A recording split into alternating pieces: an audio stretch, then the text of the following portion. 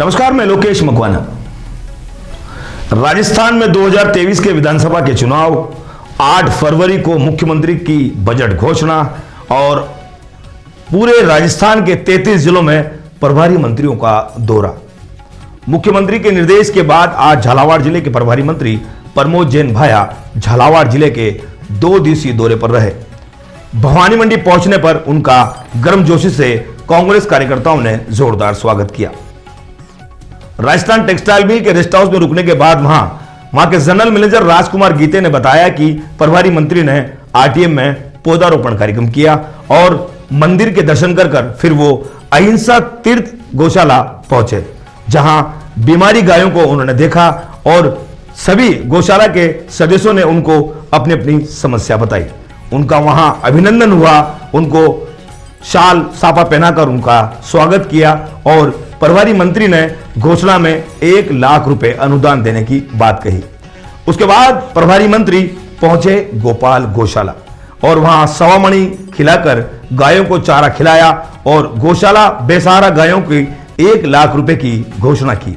उसके बाद प्रभारी मंत्री उपखंड कार्यालय पहुंचे, जहां आमजन की समस्याएं सुनी गई और समस्याओं का निस्तारण किया गया। साथ ही जिला कलेक्टर मौजूद रही और जितने भी आला नेता, जिला अध्यक्ष वीरेंद्र सिंह गुर्जर, पूर्व विधायक मदन लाल वर्मा, भैरव सिंह पढ़ियार और सभी वहां कार्यकर्ता मौजूद रहे। ये जानकारी जिला महामंत्री पुखराज जैन द्वारा दी गई।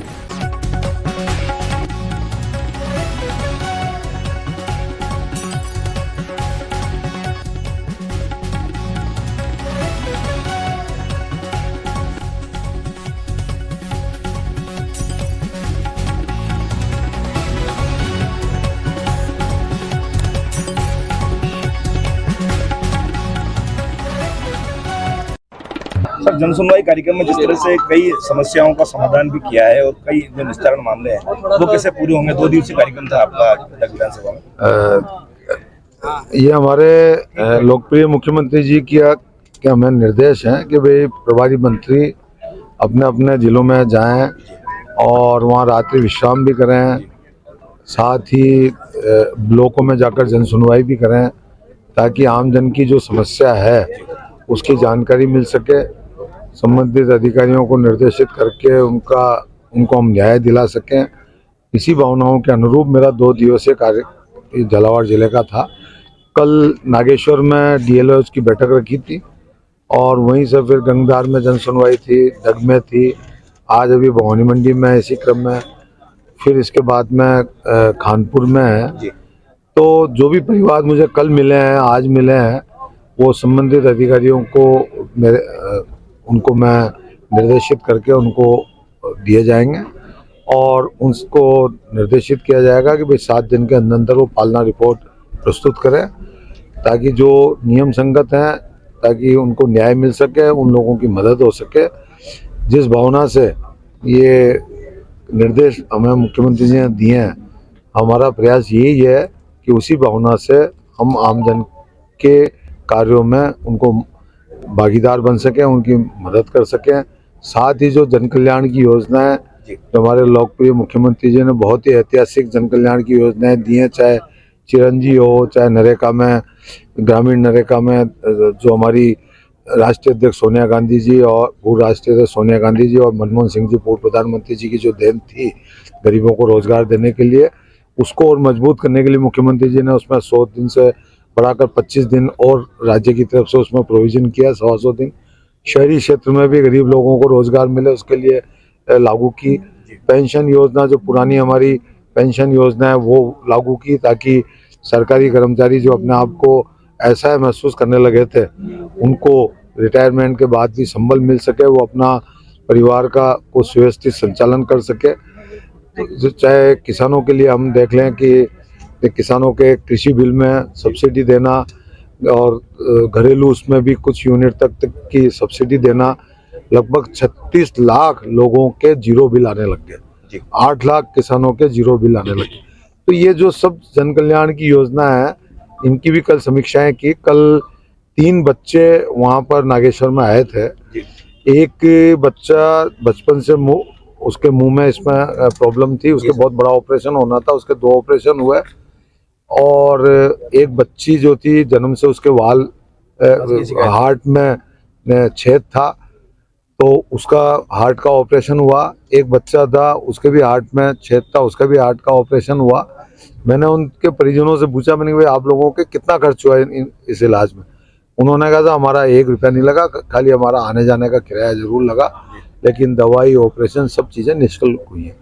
तो ये जो एक से बढ़कर एक जन कल्याण की योजनाएं हमारे लोकप्रिय मुख्यमंत्री जी ने लागू की है, उनकी प्रभावी मॉनिटरिंग करने के लिए, उसका लाभ अंतिम पंक्ति के लाभार्थी तक पहुंचे, उसको इस भावना को मजबूत करने के लिए, और जो कई लोगों की छोटी मोटी जो समस्याएं रहती हैं अलग अलग अपने अपने हिसाब से, अपने अपने गाँव में कोई के आपस में नाली का विवाद रहता है, किसी के रास्ते का विवाद रहता है, किसी का और रहता है, इन सब चीज़ों को सुना गया, संबंधित अधिकारियों को निर्देशित किया गया। निश्चित रूप से उन लोगों को न्याय मिलेगा, ये हमारी भावना है, और यही सरकार का गुड गवर्नेंस का एक अच्छा कार्य है। मंत्री जी, राजस्थान सरकार द्वारा जिस तरह से गायों के लिए जो है गौशालों में अनुदान दे करके राजनीति मात्र न करके गौसेवा, असली गौसेवा की जा रही है, वहीं आज भी स्थानीय कई गौशालाएं हैं जो राजस्थान सरकार के सरकारी अनुदान से आ चुकी है।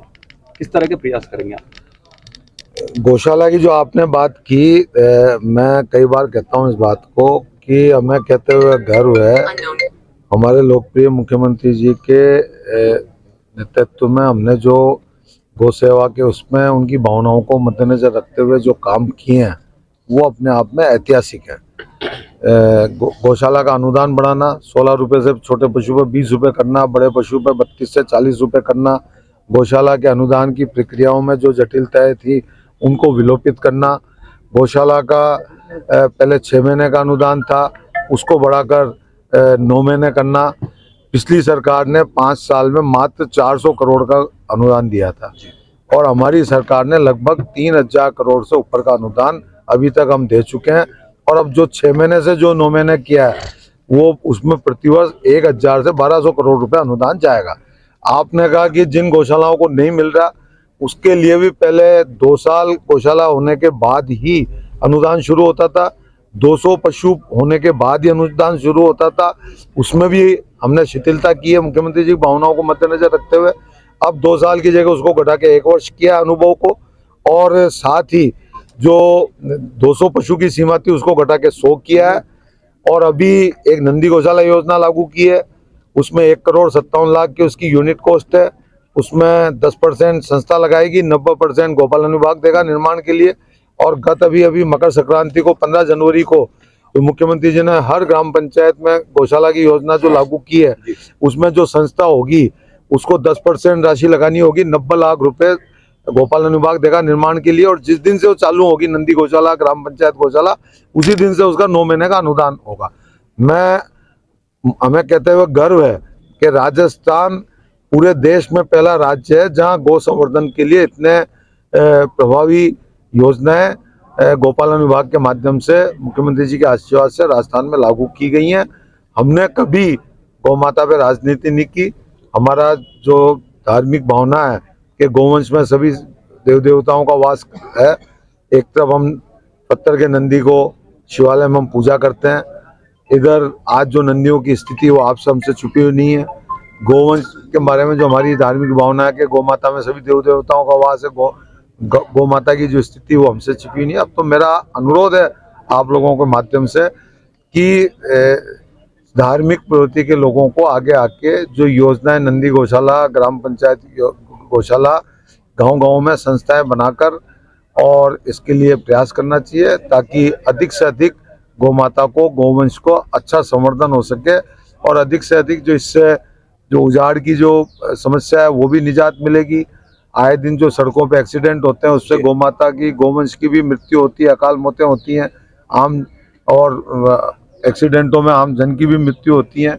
उन सब चीज़ों से राहत मिलेगी। तो इसके लिए जब तक अब हमारी समाज सेवी संस्थाएं, आम जन, श्रद्धालु लोग स्वयं आगे नहीं आएंगे तब तक ये चीज़ें सफल नहीं हो सकती। उनको सफल बनाने के लिए आम जन को भागीदारी निभाना आवश्यक है।